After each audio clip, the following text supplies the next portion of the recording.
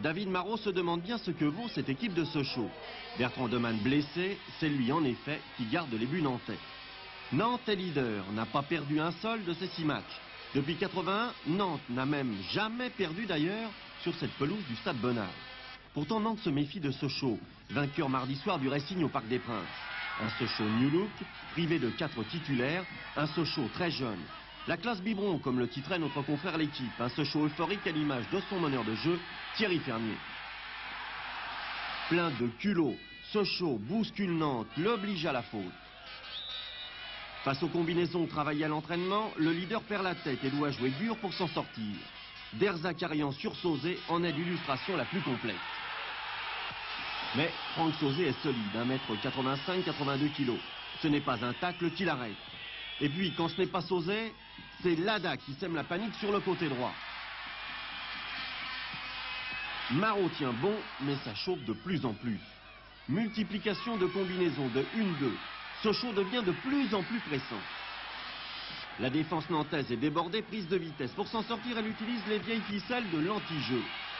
Cela ne trompe pas Monsieur Bourgeois, Derzakarian écope d'un carton jaune mérité. Qui sont donc ces joueurs qui bousculent la meilleure défense du championnat de France? Numéro 7, Éric Lada, l'ailier droit, 20 ans. Numéro 9, Stéphane Paille, le percutant avant-centre, international espoir, 21 ans. Numéro 8, Franck Sauzé, le poumon du milieu de terrain, international espoir, 20 ans. Régulièrement, chacun d'eux prend le dessus sur son adversaire direct. Maurice est dans le vent, mais il n'est pas le seul. Des jeunes qui n'ont pas coûté trop cher au FC Sochaux. Ce soir, bon, sur les 11 qui débutent, il y en a 9 qui sont formés au centre, si on considère qu'Albert Rust a été tout jeune chez nous. Et puis derrière, bon, ben, la relève est là aussi, peut-être pas de cette qualité, ou peut-être meilleure, ça reste à prouver. C'est vrai que cette nouvelle génération semble très forte, pleine de promesses, vive, intelligente, percutante. Regardez par exemple le sang-froid de Thierry Fernier, le numéro 10, plus rapide que les deux Nantais et auteur du premier but. Avec son compère Paille, il constitue un tandem convoité par bien d'autres clubs. Oui, mais écoutez, on a pris des précautions, à savoir qu'on a prolongé un petit peu les contrats avant que les plus nantis que nous viennent nous les chercher. Mais enfin, il y en a aussi d'autres, il n'y a pas que ces deux-là. Lada, par exemple, est le complément idéal. Très mobile, c'est lui qui inscrit le deuxième but sochalien. Et puis Sochaux, ce n'est pas qu'une attaque. En seconde période, on a découvert sa défense. Thomas, numéro 11 théorique, mais défenseur supplémentaire. Excellent dans les tacles, que ce soit sur Brasiliano ou sur De Saïd.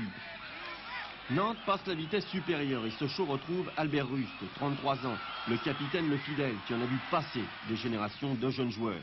Albert Rust qui ne pourra rien pourtant sur cette frappe en pivot de Patrice Garand. Sochaux dominé serre alors les coudes et l'on découvre les vertus d'une défense individuelle d'homme à homme.